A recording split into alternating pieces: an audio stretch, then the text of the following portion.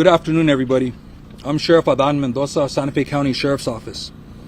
With me today is Dr. Heather Jarrell, Chief Medical Investigator for the New Mexico Office of the Medical Investigator. Dr. Aaron Phipps, New Mexico State Public Health Veterinarian, New Mexico Department of Health, and also Chief Brian Moya, Santa Fe City Fire Department. This investigation started on February 26th with the discovery of Mr. Hackman and Miss Arakawa and their dog at their residence. I just want to do a short recap and then touch on some new information. As we know, both individuals tested negative for carbon monoxide. City Fire conducted tests and deemed scene safe for deputies to conduct their investigation.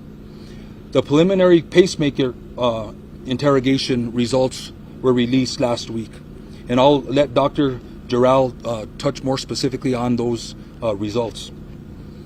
The gas company New Mexico, they also did an analysis of the residence, and they found one minor leak in a single burner on the kitchen stove, which was 0.33% of room air, which was pretty minute and insignificant.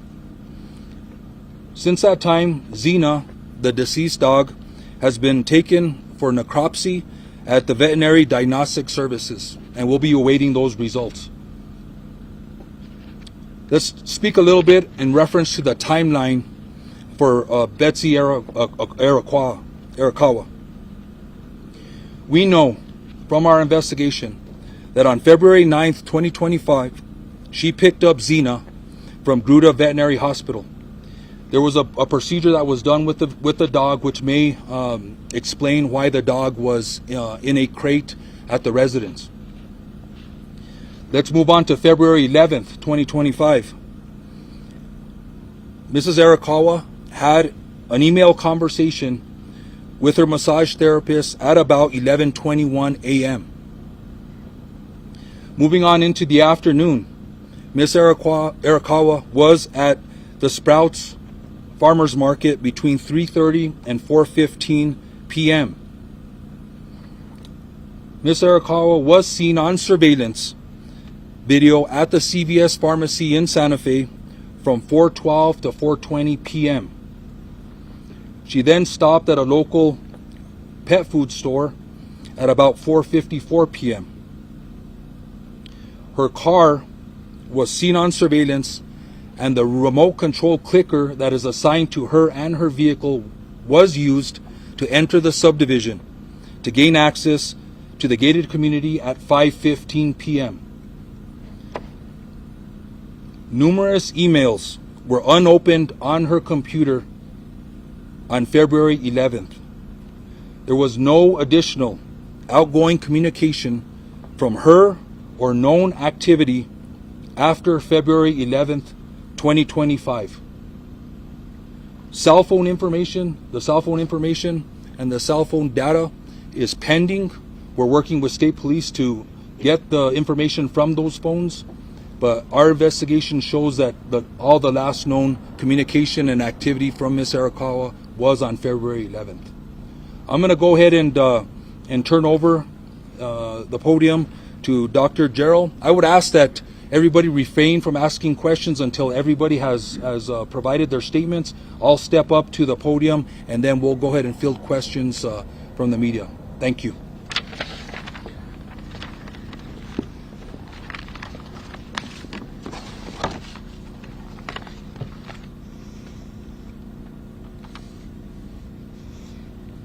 Good afternoon, and thank you for being here. I'm Dr. Heather Jarrell, the Chief Medical Examiner for New Mexico at the Office of the Medical Investigator. I'd like to begin by stating that it is unprecedented for the Office of the Medical Investigator to make public statements about death investigations. However, the circumstances surrounding these two deaths require accurate dissemination of important information. I've also spoken with the Hackman family prior to this conference, who are aware of the autopsy findings and conclusions and are aware of this conference. On Thursday, February 27th, I performed an autopsy on Mr. Gene Hackman.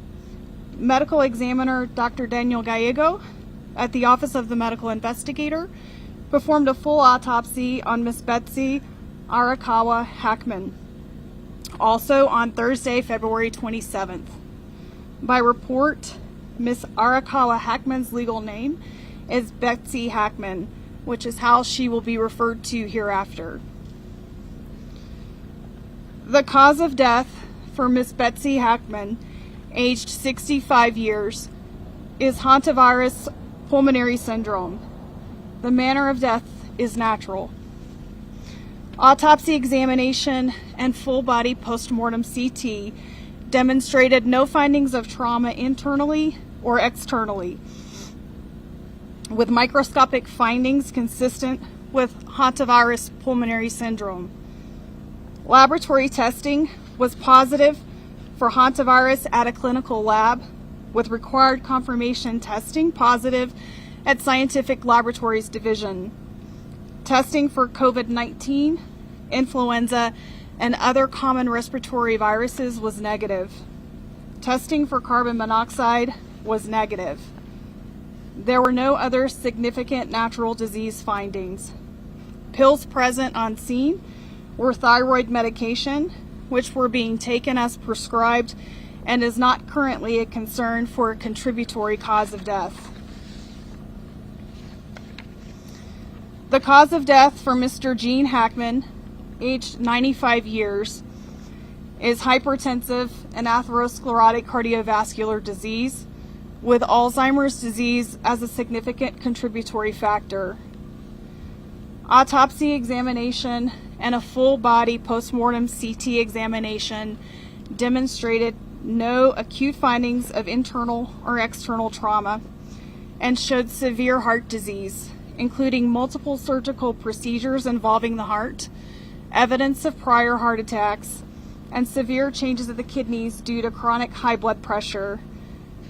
Examination of the brain showed advanced Alzheimer's disease, as well as blood vessel changes in the brain secondary to chronic high blood pressure.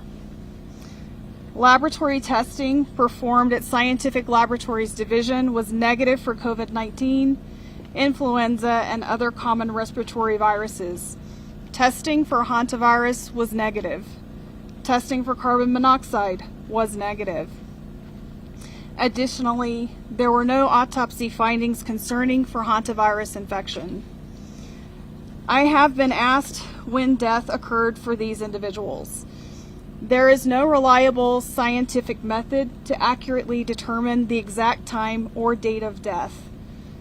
Mr. Hackman's initial pacemaker data revealed cardiac activity on February 17th, with subsequent pacemaker interrogation demonstrating an abnormal rhythm of atrial fibrillation on February 18th, which was the last record of heart activity.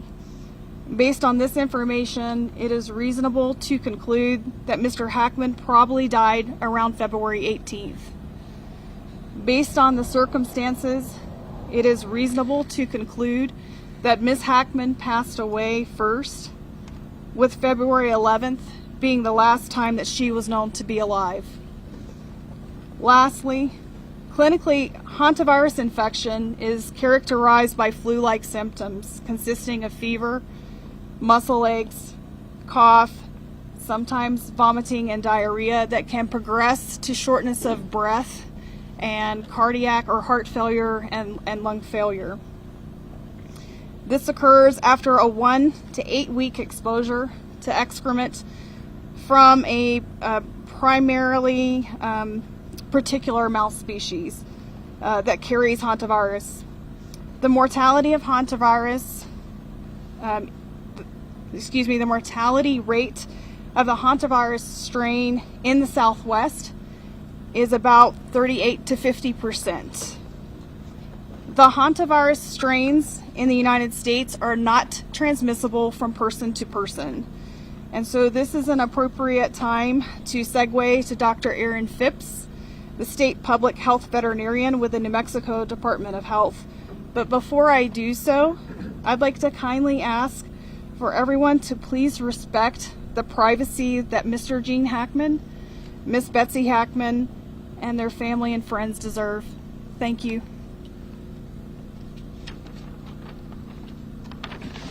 Thank you, Dr. Jarrell. I will now provide additional information about hantaviruses in New Mexico. There are many different types of hantaviruses found worldwide. These viruses are zoonotic, meaning they are transmitted from animals to humans. Hantaviruses are carried by rodents. The hantavirus found in New Mexico, the sin nombre virus, is found throughout the state, primarily in deer mice, but in other rodents as well. Hantavirus pulmonary syndrome is a rare disease caused by hantaviruses, but a small number of human infections are found every year in New Mexico. Over the past 5 years, New Mexico has confirmed between 1 and 7 hantavirus infections in humans each year. Through the end of 2024, we have identified 136 infections over the past 50 years in New Mexico residents, 5 of these in Santa Fe County. This is a serious disease. 42% of these infections here in New Mexico were fatal. Most transmission occurs around the patient's residence or workplace, and the New Mexico Department of Health typically conducts an environmental investigation at the residence of all hantavirus cases in our jurisdiction. This can help identify specific areas that may pose higher risk, providing insight into where transmission may have occurred and how to prevent future infections. On March 5th, the New Mexico Department of Health staff conducted a risk assessment of the property, including the main residence as well as other structures on the property. This was critically important to address concerns about health risks to first responders, as well as to inform any prevention measures needed to protect the family and other individuals entering the property in the future. We assessed the risk of exposure in the primary residence as low, similar to other well-maintained houses in New Mexico. We did identify signs of rodent entry in other structures on the property and provided information and resources about reducing the risk of hantavirus transmission related to those areas. Hantavirus can be transmitted to people through rodent urine, droppings, or saliva, so it is important to take special steps when cleaning up after rodents. Avoiding contact with or breathing in aerosolized rodent urine or feces, especially in a poorly ventilated area, is key. Detailed guidance can be found on the New Mexico Department of Health and the CDC websites, but I will provide a very brief summary now. It is important to use gloves and a well-fitting N95 mask when around or cleaning rodent-infested areas, and to open any windows or doors for at least 30 minutes beforehand to increase ventilation. Spray the area thoroughly with a 10% bleach solution or a commercial disinfectant. Let it sit for 5 minutes. Next, clean the area with paper towels, then throw them away in a covered garbage can that is regularly emptied. Before removing gloves, wash your gloved hands with soap and water or with a disinfectant, and then after removing gloves, wash your hands again with soap and water. It's important to never sweep up or vacuum mouse droppings, since this can spread particles up into the air. Since hantavirus is found throughout New Mexico, awareness of these risks and how to reduce them is important for all New Mexicans. The New Mexico Department of Health extends our deepest condolences to the families and friends during this difficult time. Thank you. Thank you. I think that'll conclude the statements for today. We will go ahead and take questions. I ask that there be one question per agency, and please state who you're directing the question to, as there's several individuals here at this conference. Sir. Sure. Just to clarify the timeline here, does this mean Gene Hackman was likely home with his deceased wife for a week before he passed away himself? Yes, I would assume that is the case. Do you believe, given his Alzheimer's status, that Mr. Hackman was able to live on his own and survive for those 7 days? I think that's more a question, maybe for Dr. Jarrell. Just to repeat so that everyone could hear, the question was, do we believe that Mr. Hackman was able to live on his own and survive? The answer to that question is that Mr. Hackman showed evidence of advanced Alzheimer's disease. I'm not aware of what his normal daily functioning capability was. He was in a very poor state of health. He had significant heart disease, and I think ultimately that is what resulted in his death.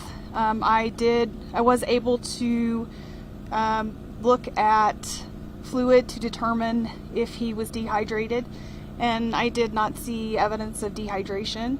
I did see evidence of very poor kidney function, and I think he died as a result of his heart disease and with Alzheimer's being that contributing factor. What about starvation? The question was, what about starvation? So there was no food in his stomach, which means he had not eaten recently, but he had also no evidence of dehydration.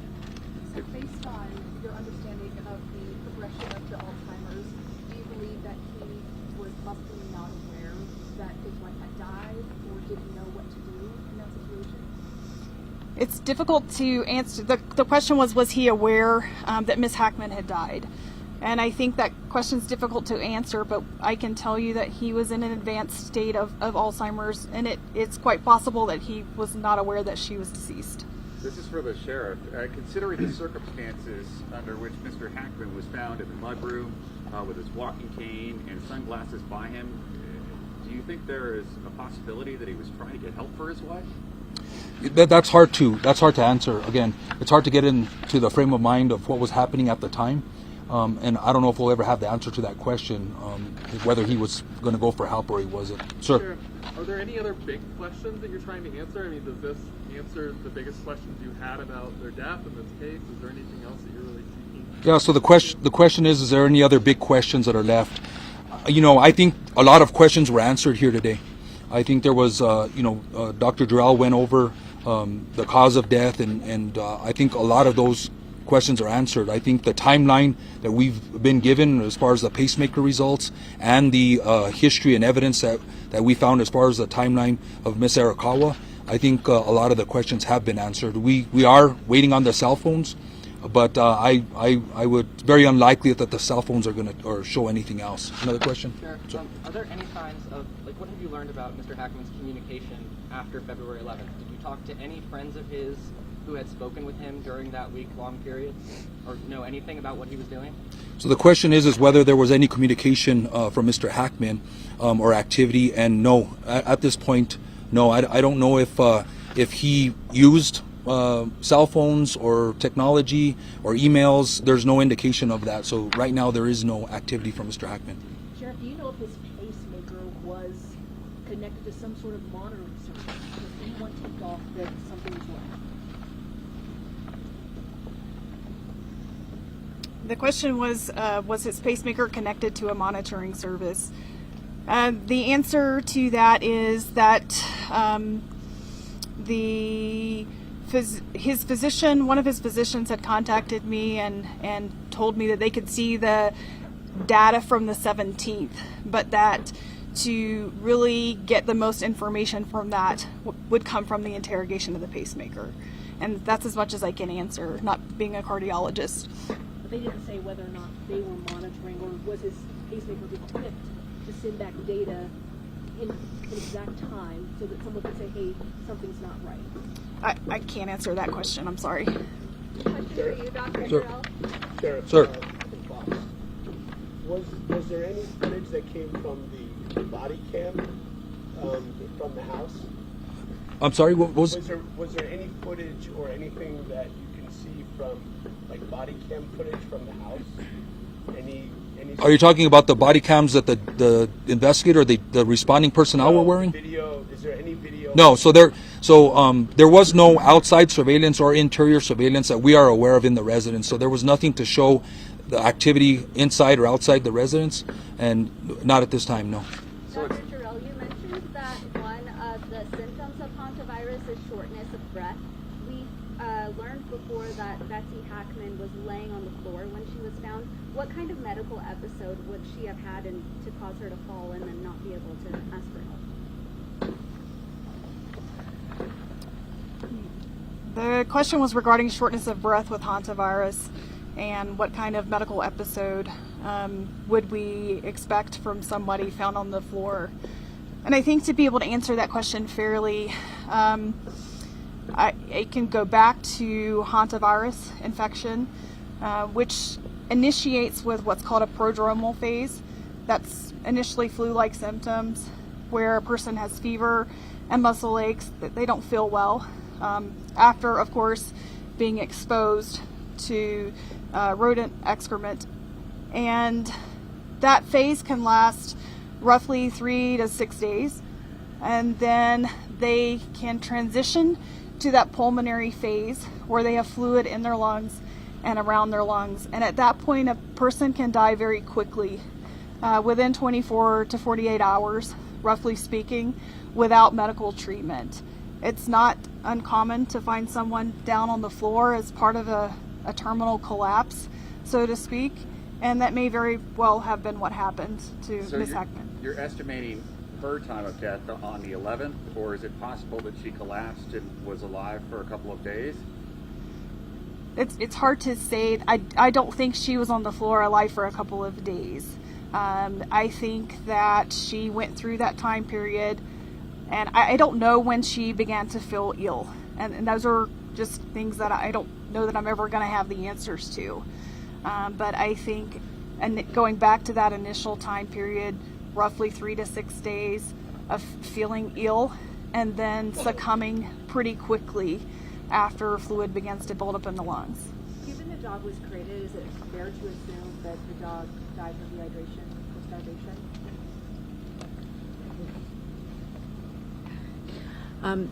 I don't think we know the answer to that. However, given the timelines presented, it is a possibility. Is it possible the dog had the hantavirus?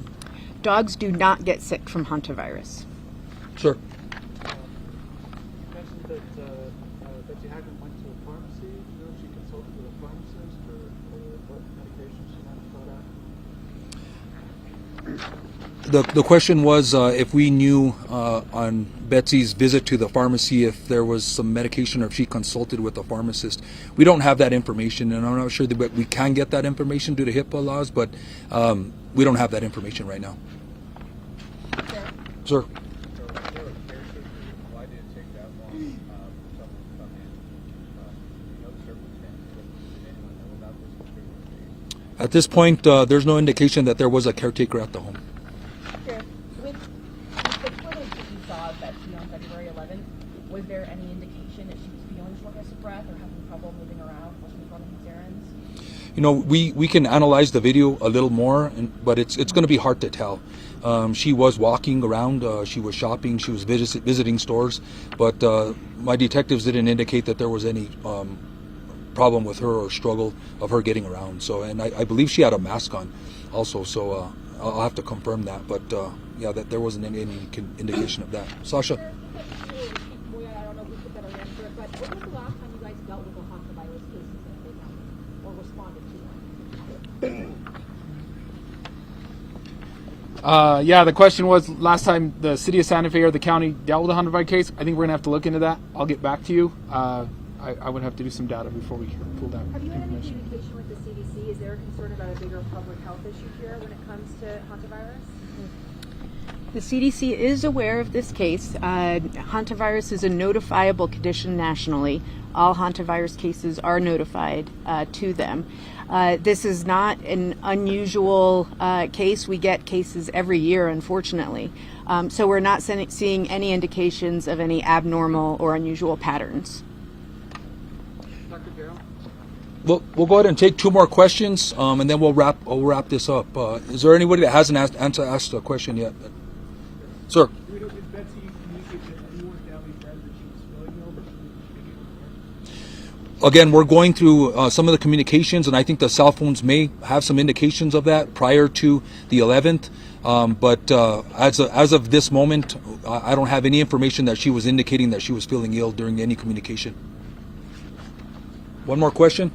Since there's no sense that this is criminal in nature, are you closing this investigation? Are you still going to be releasing body camera video footage from the deputies that entered the house? What happens next? So we will deal with IPRA requests as necessary. If there's body camera or any request for public information, we will be releasing that because of the law. But yeah, we consider this an open investigation until we close the loopholes of the cell phones, until we finish out the necropsy results of the canine and other loose ends that we need to tie up. But you know, I think we're pretty close to the timeline and with the information that Dr. Jarrell provided. One question on the heart disease: is it fair to describe this as a heart attack, or is it not? Is that not an accurate term for the heart disease that he suffered? The question was, is it fair to conclude that Mr. Hackman died from a heart attack? And the answer to that is that it's a little bit difficult to say. I saw no microscopic evidence of a recent heart attack. However, those changes can also take some time to develop, several hours to develop, so that I can see it under the microscope. He could have had an abnormal heart rhythm. We already know that he was in atrial fibrillation on the 18th, and that could have evolved into a more terminal heart rhythm. Is heart failure an okay way to describe it? If we use that terminology. The question was, did Mr. Hackman have heart failure? Oftentimes we see fluid around the lungs and heart failure and congestion of the liver. I did not see that in his case, but he had very poor heart, or very extensive heart disease. And so he would have been predisposed to abnormal heart rhythms, and hence he had a pacemaker as well. Thank you, everybody. That'll conclude the press conference for today. Thank you, everybody.